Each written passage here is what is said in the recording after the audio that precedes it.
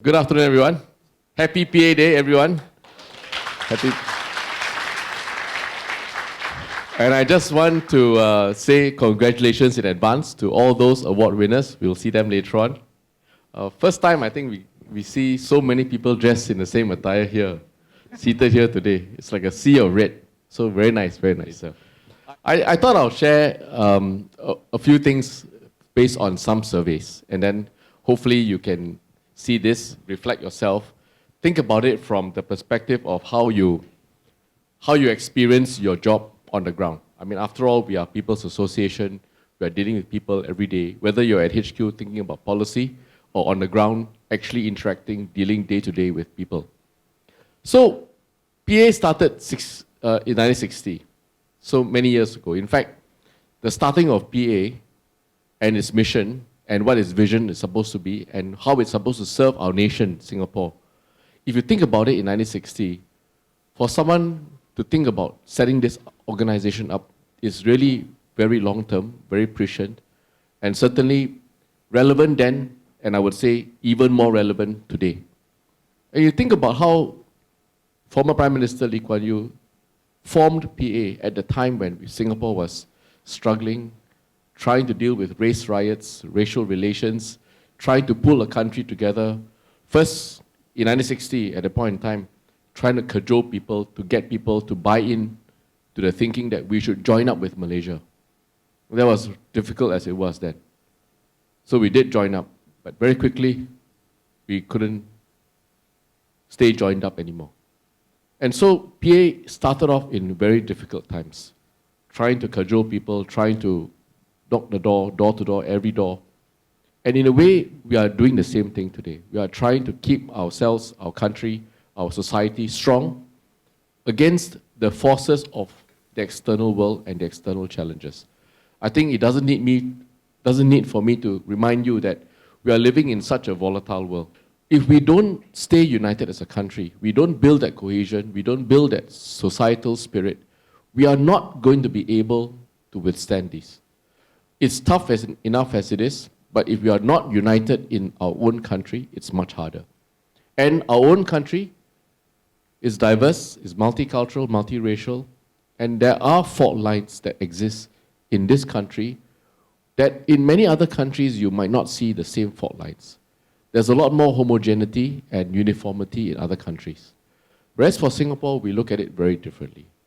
But at the same time, we must understand that these fault lines do exist, and they continue to be exploited by people outside Singapore to try to drive divides with us.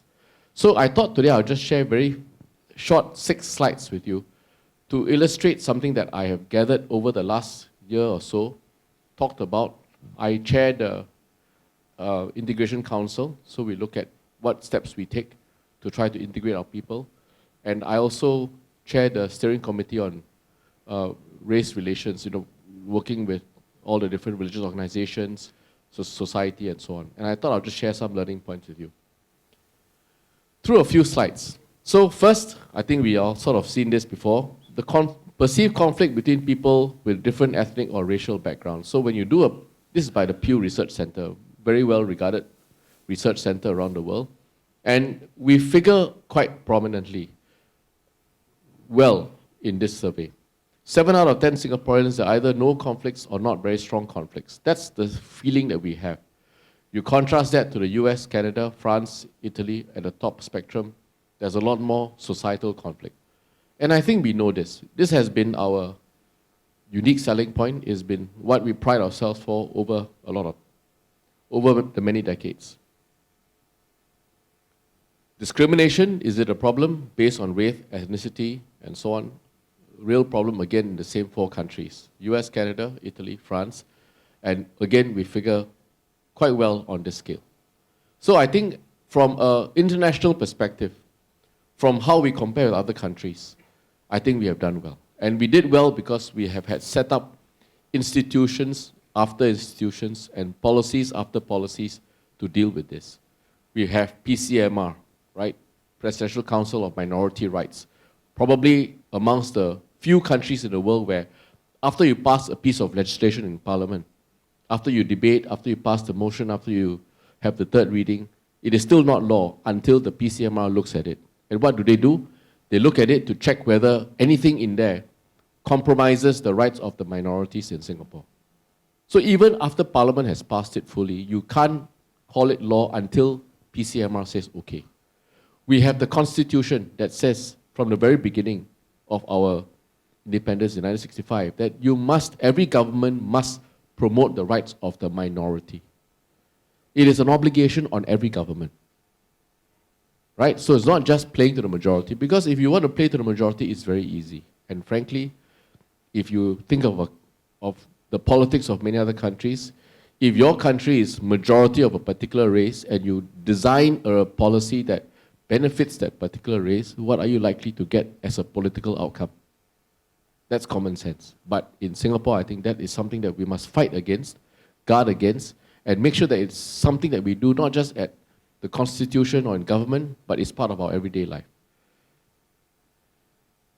And speaking of everyday life, I think it's important to see what people say about this, how people look at these. So, this survey tells us that 6 in 10 believe that racism is an important problem today. You look at the specifics of the survey, racism may have been a problem in the past, but it is not an important problem today. 16.7% strongly disagree, up from 10.6% just about 8 years ago. So you can see that it is becoming a lot more top of mind. And that goes to my point earlier about how around the world, this has become increasingly an issue. You turn on your Facebook, social media, TikTok, whatever, Instagram and all that, you will find that these are the things that are out there. And they are out there because people deliberately put it out there to talk about and sometimes to sow discord and to drive tension. At the same time, there's general optimism found across racial groups regarding racism and specific forms of discrimination. In other words, we are more mindful, more conscious. Maybe you can say we are more politically correct, more conscious of what we say, we don't want to get cancelled and so on. But you look at the last few words of this headline, minorities were slightly more concerned. And I think, again, this is a sign that we have to pay attention to. It is okay or well and good that internationally we are well regarded, good numbers, well ranked, and so on, do well on the rankings, right? But we have to pay attention to the micro details of our society. And the micro details are reflected by what the minorities in the society feel. And I think oftentimes that is the best gauge of whether we are successful or not. And actually minorities apply, or they do appear in several forms. It's not just race and religious minority. If you are an old person, not you all, but if you're an old person, and you walk into a room of all youngsters and you're talking in Gen Z language, will you feel out of place? You will. It's not about race or religion, it's about being a minority. If you're a man and you walk into one room full of women, only women, again, you feel a bit out of place. Okay, some might not be unhappy, but I think most will feel out of place. Right? So it's about what that person in that minority role feels. So this statistic, whether you are a minority race in Singapore or a minority religion in Singapore, if you feel this way, if you're more concerned and you have less optimism about racism and how you are treated in Singapore, then again, I think it's a worrying sign. So we must also pay attention to it. And again, going back to what we do in policy, what we do on the ground, I think it's important for us to pay attention to this and think of how we can really reverse this trend and integrate. And it reminds us constantly to think of what we need to do, put in the shoes of the minority. And I hope that as we devise policy and sometimes we plan things on the ground, whether you're a CEO staff or you're a grassroots leader working with the GROs, we should sometimes think about it the other way around as well. We always want to try and cater to the majority, which is natural. How will the people enjoy the event? How will the people enjoy the performances on stage? So what language is the performance on stage? All these things are micro things that matter. If you go to an event and you are a Malay speaker, there are no Malay performances and no Malay MCs and so on, you also will feel out of place. It's a micro casual thing, but over time, I think this will develop. And over time, that person will feel that there's less and less of a relevance for this person to be there, present at the event. And I think we have to make sure that we think about this and be very conscious about this as we plan for our events and our policies. Last slide is another one that I think we have to pay attention to. And it is that the younger respondents, the younger generation, not just the Gen Z, but they feel that racism is a more important problem today. So you look at the numbers, right?